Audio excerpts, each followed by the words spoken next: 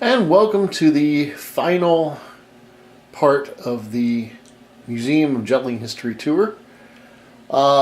We are in the downstairs portion now, and we're going to begin with kind of the hands-on area of the museum.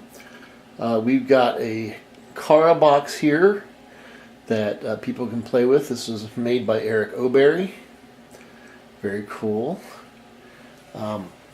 We've got a candle and candlestick that people can try to flip the candlestick out and catch it back in the candle, or the candle out and catch it back in the candlestick. We've got a set of Harry Lynn clubs that were damaged, and I taped them up to repair them, and now we use them. If you want to juggle a set of hollow wooden clubs, here's a set you can use. Also, if you want to juggle a set of Anthony Gatto clubs. We've got 3 of his clubs here, and that's a very popular thing for people to juggle and get video or pictures of them juggling 3 of Anthony Gatto's clubs.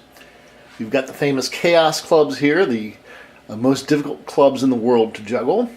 We've got a set of Obadiah Thomas bottle clubs he makes and sells, and you can see that these have labels that have juggling themes to them.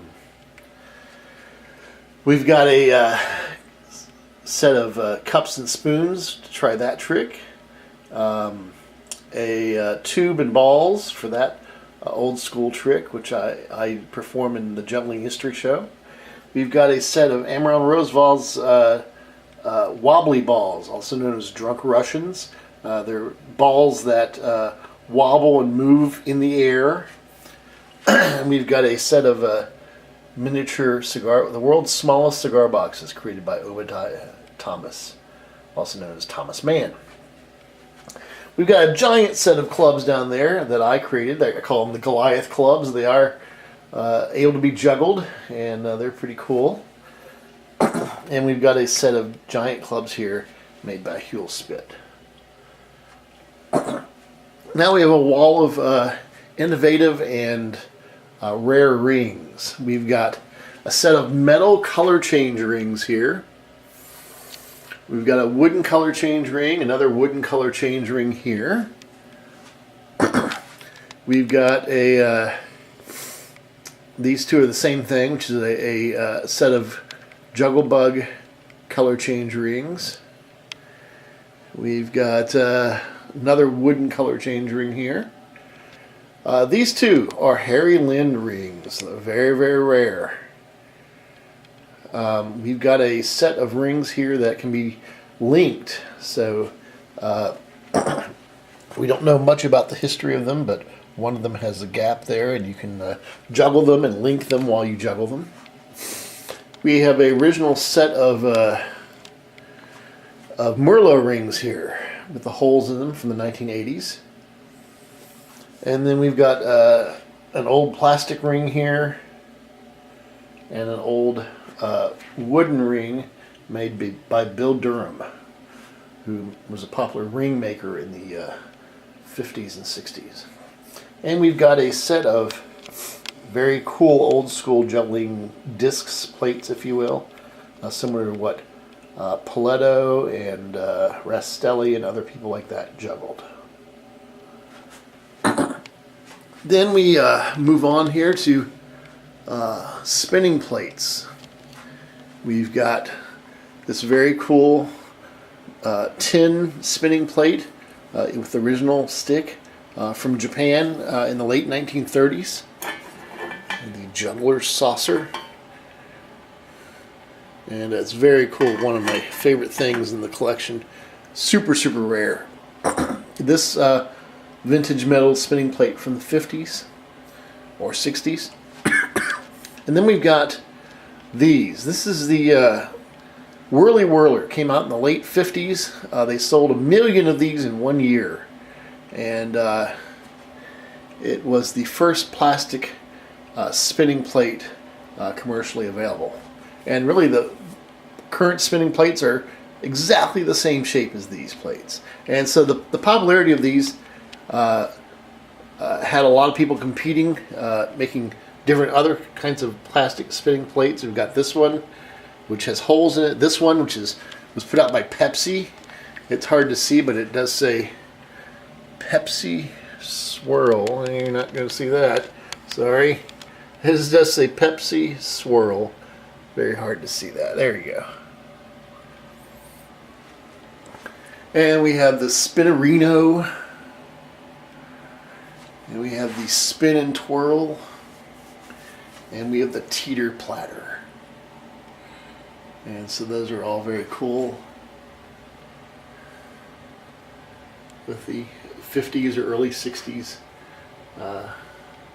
packaging and everything. And then we've got a bunch of Diablos, which are very cool. We've got some old school Chinese whistling bamboo Diablos. We've got these, which were put out by FAO Schwartz. They come with two Diablos and 2 sets of hand sticks and a holster. This is a great thing, the Lunaro juggling Diablo display. It folds out. Let's see if I can do this. To make a display where you can, each one had a little wooden Diablo with the string, and then you got a set of sticks here, and that was really cool. And it's fun for mom and dad too. We've got Parker Brothers Diablo set from 1933 here.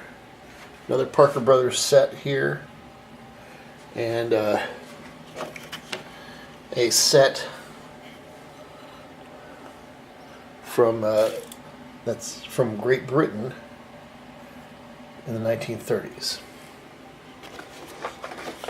And so those are all very cool.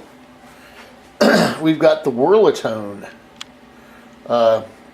whistling tin Diablo from the 50s, which is very cool. We've got the box and the Diablo and the hand sticks, and it works very, very well. It does whistle. We've got these 2 old whistling Diablos, very old, and the Spinolino set. And then we've got these various old Diablos, some of them from perhaps 1910s, and some from the 50s and 60s and such. But those are very cool Diablos. And so that concludes the museum tour. I hope you've enjoyed it as much as I have making it. And this is David Cain saying thank you. Bye-bye.